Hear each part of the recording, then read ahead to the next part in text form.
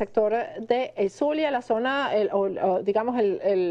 la población más afectada es la población indígena venezolana, a la que Hugo Chávez decía proteger. Es la etnia Wayuu la que se ha perjudicado más con este cierre de frontera. Hoy vamos a tener a un digno representante de la etnia Wayuu de Venezuela con nosotros vía Skype, contándonos exactamente qué es lo que está pasando, pero vamos a ver primero el trabajo que nuestros aliados de La Voz de América hicieron sobre el anuncio de Nicolás Maduro de este cierre de frontera. Durante un consejo de ministros efectuado en el Palacio de Miraflores, el dignatario venezolano Nicolás Maduro anunció que decidió cerrar el paso de Paraguachón en el estado Zulia e impuso medidas para restringir el tránsito en la frontera con Colombia. He decidido proceder al cierre del paso fronterizo de Paraguachón en el estado Zulia, para seguir avanzando en la liberación. Por su parte, el presidente colombiano Juan Manuel Santos expresó su disposición para reunirse con su par venezolano a fin de solucionar la crisis diplomática que viven los dos países, tras casi 3 semanas de cierre de la frontera. Recibí una llamada telefónica del presidente del Uruguay, Tabaré Vázquez, quien ofreció sus buenos oficios para facilitar el diálogo con Venezuela. Acepté su ofrecimiento. Ante la extensión del cierre anunciada, La Voz de América conversó con la presidenta del Consejo Nacional del Comercio, Consecomercio, Cipriana Ramos, quien aseguró que esta medida no solucionará las distorsiones de la economía. Lo que el gobierno tiene que revisar es precisamente esas distorsiones que tenemos en los controles de cambio. Si esto no se resuelve, es muy difícil que podamos controlar la frontera. Del mismo modo, el parlamentario opositor Andrés Velázquez asegura que la población de la etnia Wayuu en la zona fronteriza, a su juicio, no respetará la medida. Porque los pueblos Wayuu entienden eso como su territorio, tanto el colombiano como del lado venezolano. Álvaro Algarra, Voz de América, Caracas. Sí, tal cual como lo dijo Andrés Velázquez, eso es una zona que siempre ha sido de los nativos, que son precisamente los integrantes de esta etnia Wayuu, y ellos dicen que no van a respetar esas medidas. Pero fíjense, mientras todas estas cosas pasan, ¿de qué se ocupa el gobernador del Táchira, José Gregorio Bielma Mora? Estoy leyendo una información, por cierto, de la cuenta RCTV Contigo, que se les recomiendo. RCTV, que la Comisión Interamericana de Derechos Humanos ha ordenado su reapertura, que se les devuelva la señal. Vamos a ver cómo reacciona el gobierno venezolano, que hasta ahora no ha dicho nada. Pero sabemos que no se va a respetar la decisión de la Comisión Interamericana de Derechos Humanos. Sabemos que no van a restituir la señal porque, imagínense, dejar que RCTV vuelva a decir la verdad en Venezuela, eso no existe para esta dictadura que gobierna Venezuela. Bueno, José Gregorio Bielma Mora informó como una gran cosa esta tarde que detuvieron a los padres de un niño que llevaba en su morral 12 frascos de mayonesa. Y bueno, esa ha sido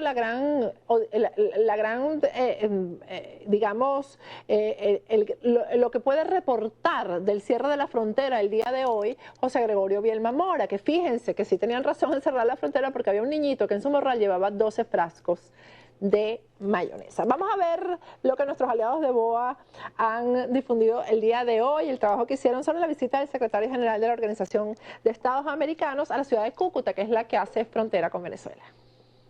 El presidente venezolano Nicolás Maduro manifestó que el presidente colombiano Juan Manuel Santos tiene una camisa de fuerza que le impuso la oligarquía mediática y le pidió que no tenga miedo al diálogo para solucionar la crisis fronteriza que atraviesan ambas naciones. Yo estoy dispuesto a sentarme a hablar con usted, donde usted diga, cuando usted diga y como usted diga. No me huya más. Por su parte, el presidente Santos, en la locución desde la Casa de Nariño, insistió en que todo ser humano merece respeto, a propósito de los más de 10.000 desplazados desde Venezuela.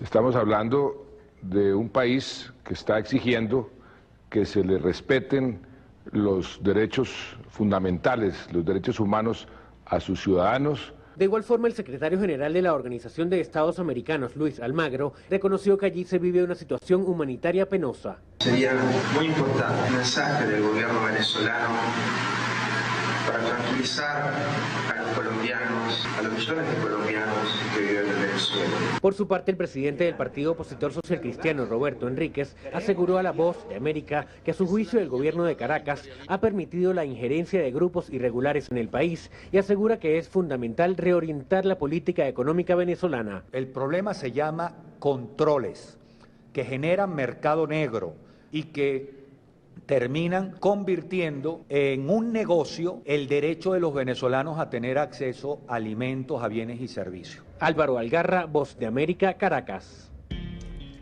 Bueno, y Venezuela ha llegado a ocupar la atención de uno de los grupos latinoamericanos más seguidos, más populares, Maná. Este fin de semana, en un concierto en España, Maná se ocupó del tema de Venezuela. Vamos a ver este video donde Maná menciona lo que está pasando en nuestro país y hace protesta de ello.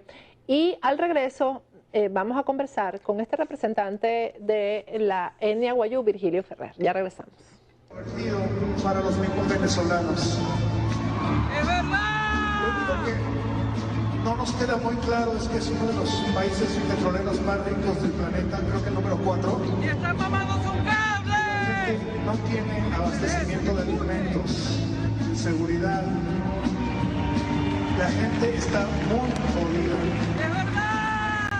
Estamos hartos de los caudillos que se han dado en México.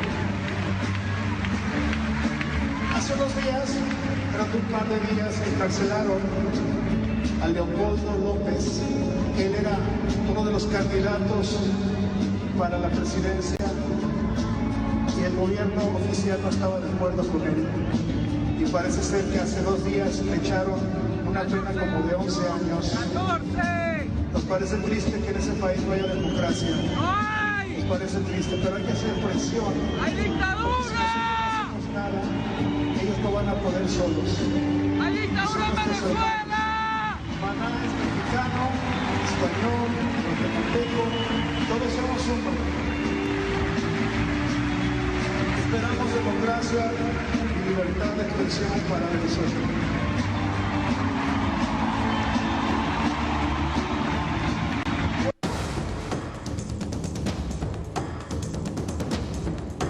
Agárrate con Patricia Poleo.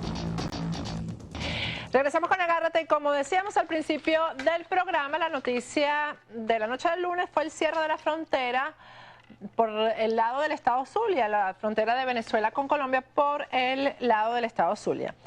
De acuerdo al decreto presidencial, según lo publican los medios, publicado Gaceta Oficial 40.740, declararon el estado de excepción en los municipios Guajira, Mara y Almirante Padilla, y dice que se ha presentado de modo sistemático, inédito, sobrevenido y progresivo una amenaza compleja al pleno goce de los derechos de los habitantes de la República. Según el texto que aparece publicado en Gaceta Oficial, quedan restringidas las garantías de los derechos establecidos en los artículos 47, 48, 50, 53, 68 y 112 de la Constitución. Dice que los Ministerios de Relaciones Interiores y Defensa ordenaron a la Fuerza Armada girar las instrucciones pertinentes para restringir el desplazamiento terrestre, aéreo y marítimo en los municipios Guajira, Mara y Almirante Padilla.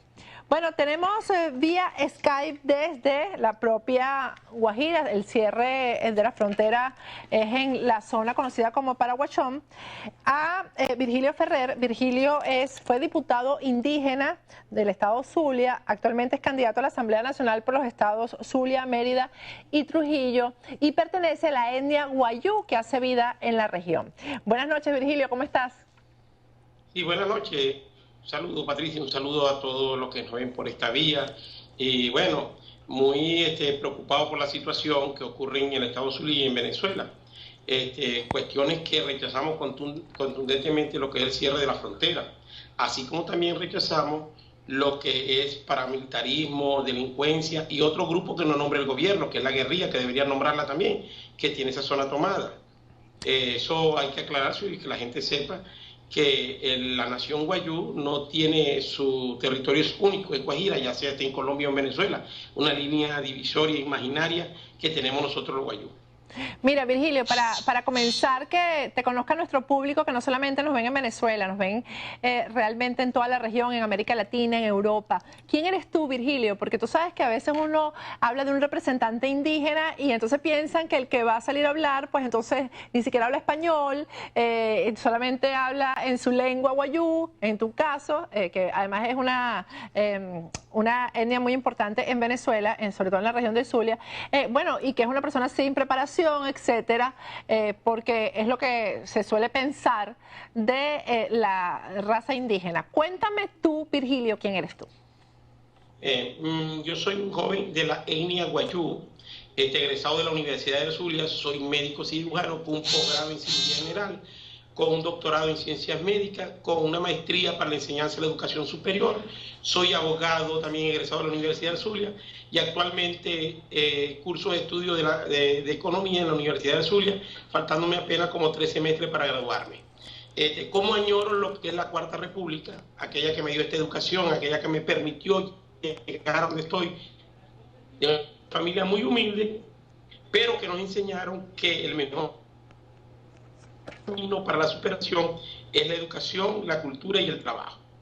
Bueno, cualquier cosa, tiene 2 carreras y va por la tercera, y 2 carreras importantes, medicina y derecho, ¿no? Ni siquiera son carreras técnicas, son carreras universitarias, y va por la tercera. Y tengo mi posgrado, mi maestría y mi doctorado también. Entonces, y como te digo, la etnia wayú representa el 70% de la población de los indígenas en Venezuela. Y en el Zulia, de las 5 etnias que son el Yupa, el Japreria, el Añú y el Bari, el wayú representa el 75% de las etnias del estado Zulia.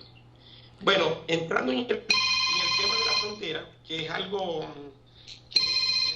que ya va, Virgilio, porque algo que nosotros rechazamos contundentemente, como se lo dije, porque el producto es que este gobierno quiere tapar o quiere esconder lo que es la ineptitud del gobierno, la inoperancia, la falta de una política que sean efectivas para la población venezolana. Nosotros, ni los wayú ni los venezolanos, somos culpables de que lo que está sucediendo actualmente es producto de 17 años de falta de gobierno, de expropiaciones, de intervención del aparato productivo, de la falta de inversión en el país.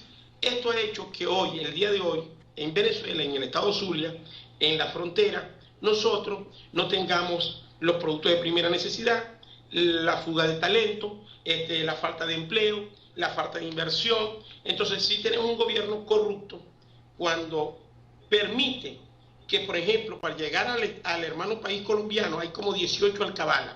Entonces ahora nos quieren adosar a nosotros, sujetarnos a nosotros, que no, que los bachaqueros no.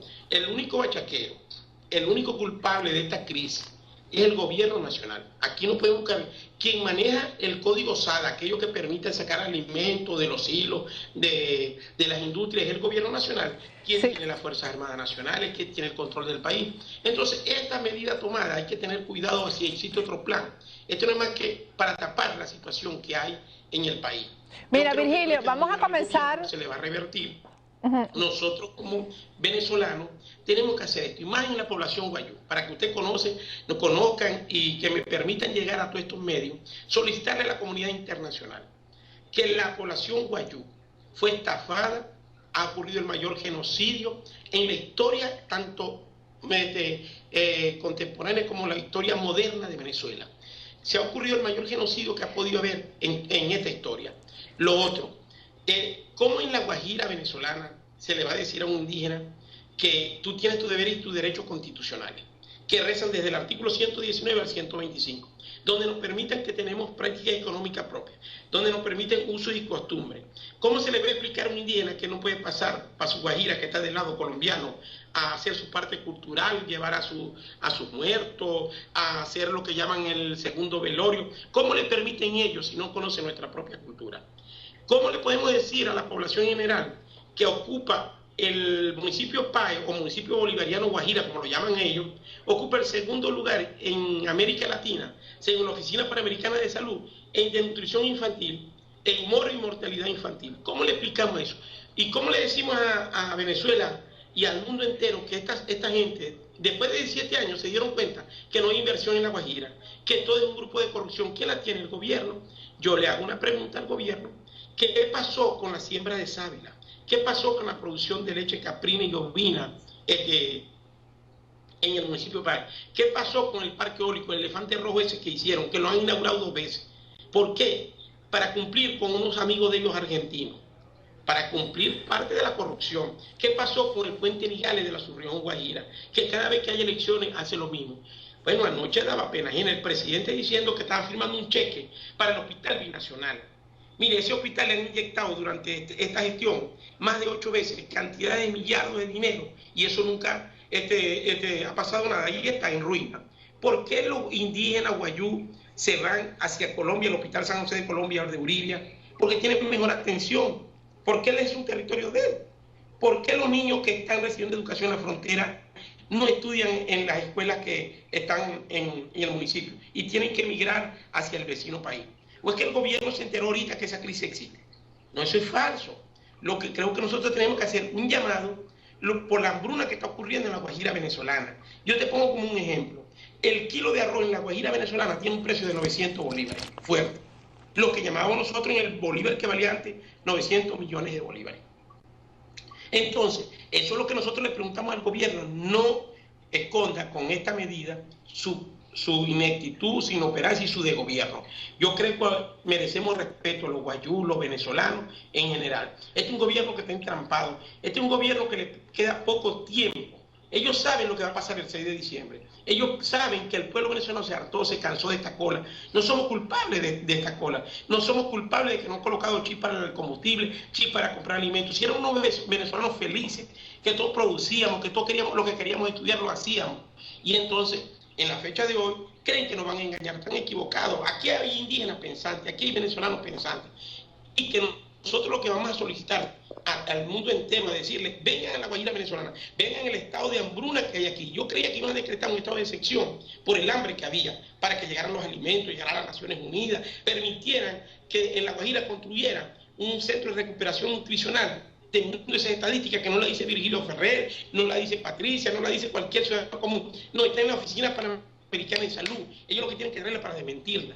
¿Qué pasó con todas esas inversiones que tienen que hacer en la Guajira? O es que después de 17 años se dieron... Eso ocurre cada vez que hay elecciones. Y por eso que tenemos que tener los ojos puestos a ver qué plan tiene el gobierno por ahí. Porque yo no está muy clarito en eso, en lo que es la cuestión de las elecciones. Y mire, el triunfo del pueblo venezolano, lo que yo te digo para no decir, es el pueblo venezolano que el 6 de diciembre se va a manifestar hacia la reconstrucción, hacia una nueva Venezuela, para restablecer los poderes, la independencia de poderes, restablecer la institucionalidad, permitir crear leyes en la nueva asamblea de amnistía para que aquellos venezolanos talentos que se fueron regresen otra vez de nuevo, esperen a los presos políticos. Eso es lo que nosotros queremos de lo que éramos nosotros anteriormente. Es decir, el que opina que no esté de acuerdo con el gobierno ya es un enemigo de la revolución. Para ello hay que decirle con una boca, aplaudirle, decirle todo que sí. No, está equivocado este señor Maduro y todo aquel grupo de personas que pertenecen como fueron una banda de forajidos que han saqueado el país. Virgilio, vamos a ir a un corte. En este segmento no te hice ni una sola pregunta.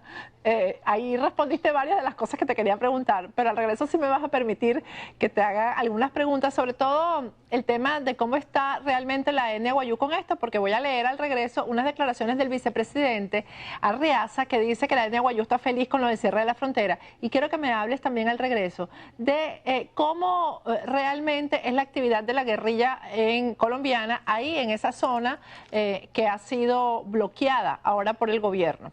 Vamos a ir a un corte, al regreso continuamos hablando con este representante indígena venezolano. Ustedes lo vieron, tiene 2 carreras universitarias, ya va por la tercera, lo escucharon hablar y al regreso nos va a contestar algunas de estas preguntas que nos hacemos, porque este cierre del sector del Zulia pues huele a que lo que quieren es extender este estado de excepción por todo el país para evitar que se den unas elecciones libres el próximo 6 de diciembre. Ya volvemos con Virgilio Ferrer.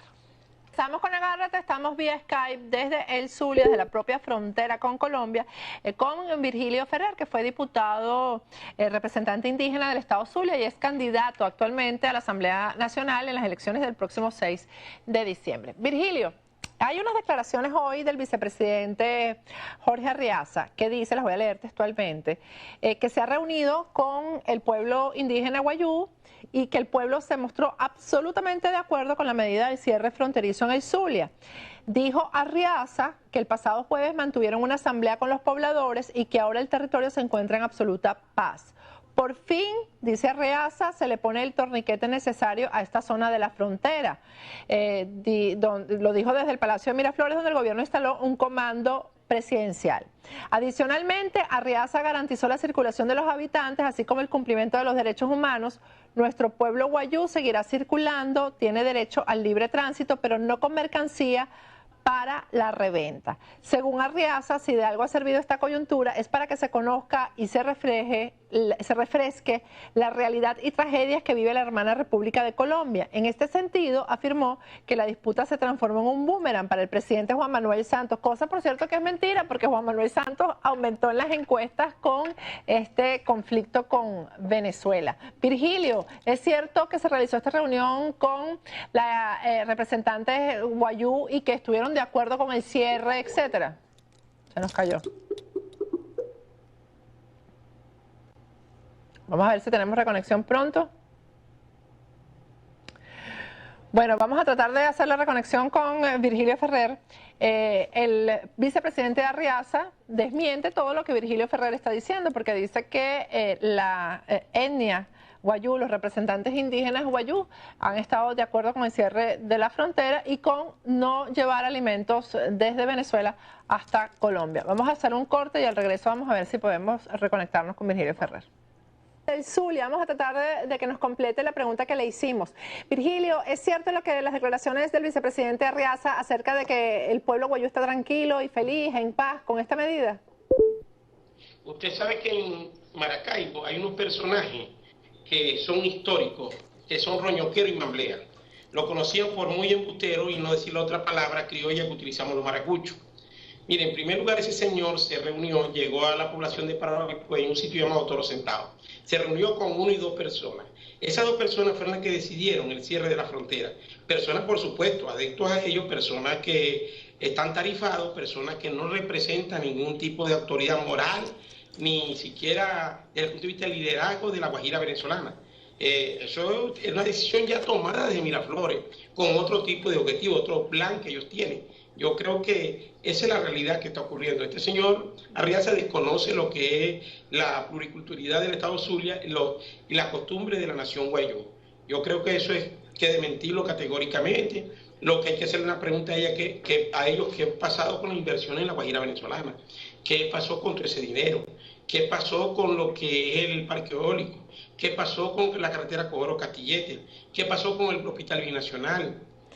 Ahora, ¿cómo afecta, Virgilio, cómo afecta esto realmente a la población Wayuu? ¿Cómo afecta el cierre de la frontera económicamente, socialmente? ¿Cómo la afecta?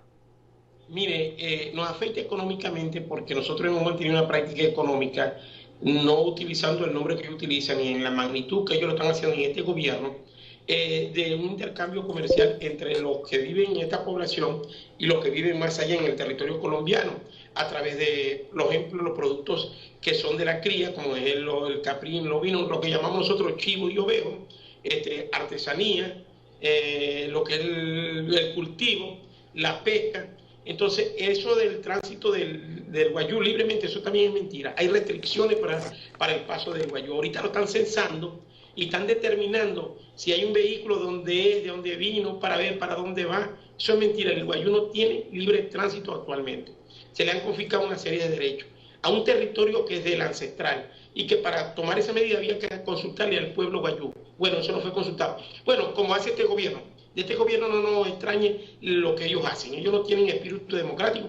Todo lo que hacen ellos, colocar barricadas, alambre púa, mire, eso son lo que es la conducta de un régimen dictatorial. El alambre de púa no nos va a resolver el problema nosotros de hambruna, no nos va a resolver el problema de salud, no nos va a resolver el problema de educación, no nos va a resolver el problema de nutrición infantil. Entonces este señor está con esa falsedad y esa mentira. Y eso hay que decírselo a la gente y al mundo entero, que se enteren que está secuestrado totalmente la Guajira venezolana. Y desde aquí, de tu programa, yo quiero solicitarle y pedirle al pueblo colombiano, en nombre de toda la población venezolana, nuestra solidaridad y nuestra disculpa. Que aquí hay muchos venezolanos, de padres y madres colombianos, que se hicieron en esta tierra, que se forjaron, que se educaron, que son gente trabajadora, honesta. Contra eso es que estamos nosotros a favor, contra eso es que estamos dando nuestra solidaridad. No contra aquellos que llaman guerrilla, paramilitarismo, delincuencia común, que fue creado el padre de esto, es el gobierno nacional, quien cedió indiscriminadamente en un momento a un grupo de personas sin saber de dónde y cuál era su origen. Esa es la realidad de lo que está ocurriendo en la frontera. Ahora, habría que ver también, Virgilio, si el cierre es para la guerrilla también, o si la guerrilla sigue teniendo libre acceso a la zona de Paraguachón, ¿no? Bueno, ese es un problema que ellos mismos se entienden, eso se arreglan, eso es muy difícil llegar a eso ahí, porque nosotros sabemos cómo se ha comportado este gobierno. Este gobierno ha tenido una conducta muy permisiva, este gobierno entregó lo que es la soberanía nacional. Bueno, no sé a quién será, guerrilla, paramilitar, a todos esos grupos que nosotros condenamos, que nunca habíamos vivido en esta Venezuela querida, en esta Venezuela que nosotros queremos, donde nos desarrollamos, donde están nuestros hijos, donde está nuestra familia, donde con sentido de pertenencia a nosotros sí nos duele, somos los verdaderos bolivarianos, hijos de Bolívar, no a este Bolívar que están traicionando, que están afectando a su otro hijo, a su otra hija, Colombia. Virgilio, la última pregunta, porque sé que tienes un compromiso con otro medio de comunicación. ¿Ha habido alguna protesta por parte de la población guayú con respecto a este cierre? ¿Ustedes se están organizando para de alguna forma manifestar su malestar ahí? No, la protesta es constante. Lo que pasa es que ya están secuestrados los medios libres de tránsito y nadie, imagínese usted que hay veces hasta la señal de las telefonías celulares del gobierno y otras quedan incomunicadas a la Guajira venezolana.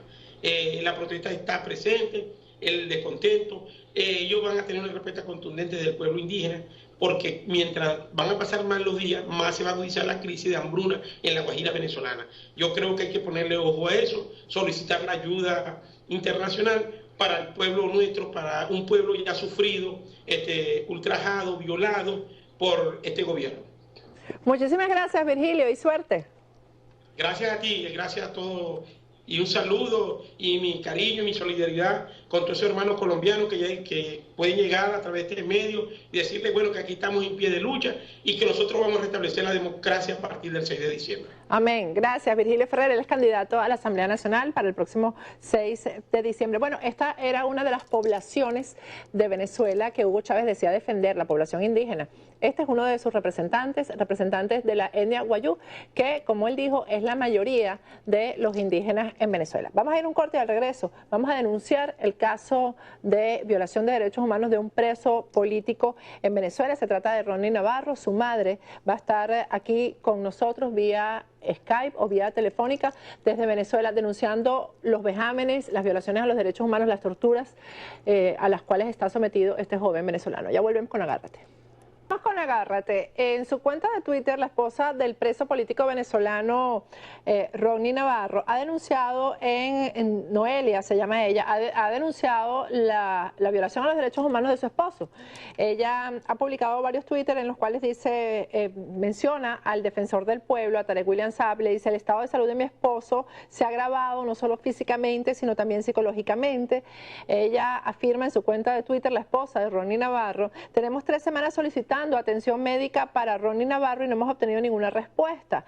Y dice, decenas de reclusos en el SEBIN denuncian que requieren traslados y atención médica y también se les niegan. Y dice, negar atención médica a los presos políticos es otra forma de tortura. Libertad para los presos políticos. Esto lo dice la esposa de Ronnie Navarro, un preso político. Tenemos vía telefónica desde Venezuela Marixa de Navarro, que es la madre de este dirigente estudiantil que ustedes están viendo en pantalla, lo van a ver en pantalla, Ronnie Navarro, que fue detenido en julio del año 2014 en el aeropuerto de Maiquetía por el SEBIN. Buenas noches, señora Marixa, ¿cómo está?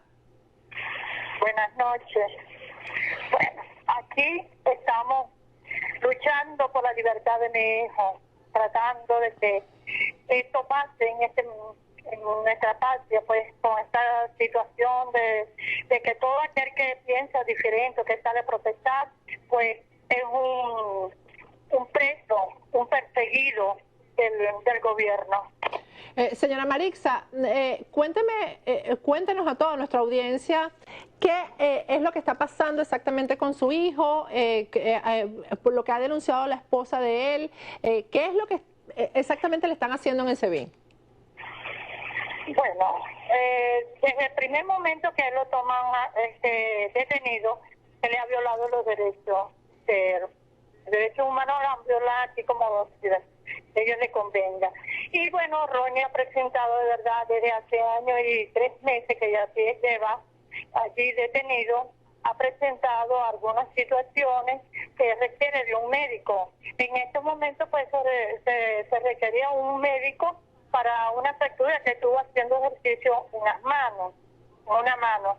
Y resulta que por pedir, hace un mes ya, por pedir la atención de un médico que lo viera, pues hubo una discusión con un funcionario y después lo llevaron engañado, lo sacaron de la celda diciendo que lo iban a llevar a un médico y lo que fue engañado para llevarlo a un área con presos comunes, allí engañado, pues.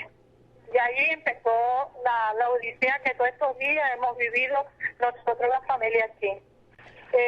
Donde después lo sacaron, quisieron que los mismos presos le cayeran encima porque empezaron a inducir de que iban a tenían toditos suspendidos las visitas y bueno, y así fue, y él como no se callaba, le decía que eran unos violadores de derechos humanos, que él iba, lo que solamente pedía era la atención de médico y ellos lo habían engañado, ellos pasándolo a una área diferente donde él estaba recluido.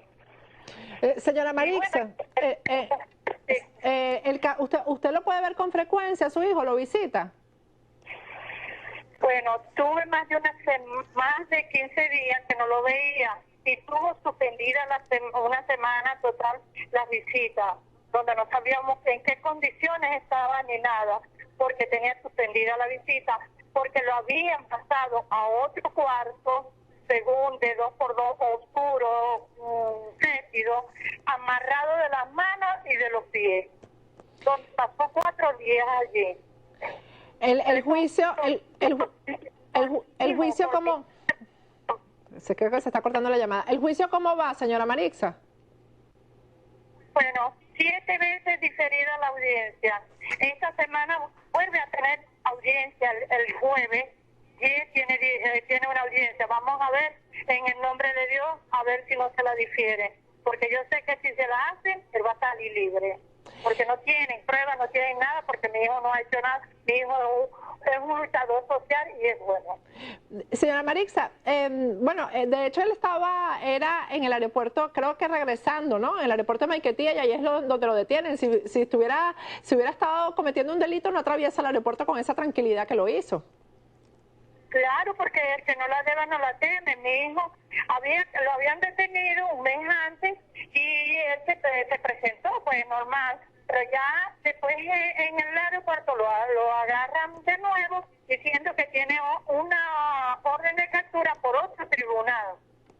Y bueno, desde allí, desde ese momento empezó la odisea entre la familia porque nosotros no hemos de allí, no le han hecho más audiencia, no más nada. Ahí está. Para mantenerlo allí.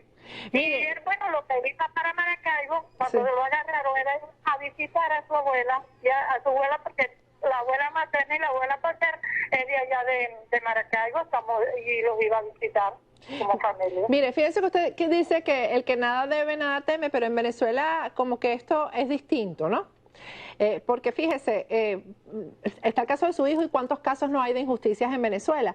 Hay un caso particular que, bueno, se dio a conocer el viernes en medio de la audiencia de Leopoldo López, pues que el joven Marcos Coelho pues decidió no seguir enfrentando el juicio y salir del país, porque definitivamente lo que le esperaba era terrible. Lo que había vivido Marcos Coelho ya preso, ya había sido terrible, las torturas, los golpes que le habían dado, y pues él tomó la decisión, porque los rumores que hay es que es una condena lo que viene, de no volver a caer preso, sobre todo este joven que ustedes están viendo en pantalla, este joven que es un niño prácticamente, tiene 19 años, no ha salido de la adolescencia y lo están acusando de cosas terribles, sufrió una crisis emocional de la cual no ha podido salir, el joven no puede dormir, bueno, y tomó la decisión de salir hacia los Estados Unidos, está en Miami, donde se le va a dar protección, se le va a dar porque ya incluso tuvo una reunión con los organismos de inmigración en los Estados Unidos. Usted como madre, señora, además yo defiendo su decisión de salir de Venezuela porque al enemigo y a este tipo de esbirros uno no se le puede entregar, ¿no? ¿Usted como madre hubiera preferido que su hijo cayera preso o que hubiera tomado la decisión que tomó Marcos Coelho de salir y pedir protección en un país extranjero? Bueno, con esta tortura, tanto físico como psicológico, de verdad también hubiese tomado la misma decisión, porque uno lo que quiere es ver a sus hijos libres, lo que quiere es que su hijo progrese, pero aquí en Venezuela no hay oportunidad en este momento para los jóvenes, no hay nada, y el que trate de hacer algo va preso, y aquí ir preso es horrible porque los mismos muchachos cuentan todas las humillaciones, las torturas, todo lo que pasan allí. Eso no es que me lo contó fulanito, me lo contó mi hijo mismo, que dice que todos los días, en todos los momentos, ellos quieren humillar y estar torturando, porque la tortura prácticamente lo hacen más psicológica. Sí, así es. Bueno, este joven no fue psicológico nada más, bastantes golpes recibió y hay muchos presos políticos que pueden contar exactamente lo mismo. Señora Marixa, muchísimas gracias. Nosotros vamos a estar muy pendientes del caso de su hijo. Bueno, mire, te quiero decir algo. Dígame. Bueno, quiero también decirte que, bueno, en el nombre de Dios estamos orando porque el señor Pablo Medina está ahorita en Roma y mañana a las 10 de la mañana tiene una audiencia con el Papa para tratarlo de los presos políticos y especialmente la de mi hijo. Él fue directamente para la audiencia con el Papa. Así que les pido a toda Venezuela y a todo el mundo que ore para que el Papa pueda interceder por todos los presos políticos aquí en Venezuela que son de verdad torturados físico y psicológicamente. No, y mañana vamos a tratar de comunicarnos con Pablo Medina para que nos diga, él ya nos ha informado de la agenda que tiene con el Papa Francisco, que nos parece además que va a ser muy importante para los presos políticos en Venezuela, específicamente también para Ronnie Navarro. Gracias, señora Marixa. Ok, gracias a ti, muchas gracias, estamos pendientes. Después hablaremos de otro tema sobre mi hijo, que algunas personas quieren hacer aquí para ayudarlo a liberarlo. Claro, estamos a la orden para eso. Gracias, señora Marixa. Ok. Bueno, ustedes la escucharon, una madre preocupada y hay quienes han criticado a Marcos Coelho por haber tomado la decisión de salir de Venezuela. Qué triste papel el que juegan los que se dicen ciudadanos y desde las redes sociales cuestionan que este joven no haya tomado la decisión de caer preso nuevamente, que es lo que se rumora que va a ocurrir. Ojalá no sea cierto, esta decisión se espera para el próximo jueves. Bueno, yo me despido hasta mañana, pero recuerden que el cuidado del cabello no se le puede dar a cualquier persona. Por cierto, una cosa es un peluquero y otra cosa es un estilista, y eso es lo que es Calogero Trabamonte, y te lo ven ustedes con el manejo de la tijera. Para hacer una cita con Calogero, que además siempre está ocupadísimo, yo estuve allá, pero me pudo atender, gracias a Dios. Pueden llamarlo al 954-732-1485, pero la recomendación es que hagan la cita a través de su página web, que funciona muy bien, y es www.tured.com. Y vamos a darle la bienvenida el día de hoy a esta nueva patrocinante. Estoy feliz con eso, es Jackie Rosenthal, es una artista, una orfebre venezolana. Ahí la tienen ustedes trabajando en su taller y dando clases. Todos los accesorios que estoy usando esta noche, los que usaré de hoy en adelante, son hechos por la propia Jackie, que además imparte clases. Ahí la ven ustedes en su taller en Weston. Yo realmente recomiendo además que la sigan en las redes sociales, Jackie.Rosenthal. Bellísimo todo lo que ella hace. Ahí tiene a sus alumnas, porque además ella comparte sus conocimientos. Su teléfono es 954-708-9300 y ahí tienen ustedes su dirección: 15946 West State Road, 84 Sunrise, Florida, aquí en Weston. Bueno, me despido hasta mañana, pendientes que vamos a tener un excelente programa y vamos a tratar mañana de hablar con Pablo Medina para que nos cuente cómo fue su reunión con el Papa Francisco.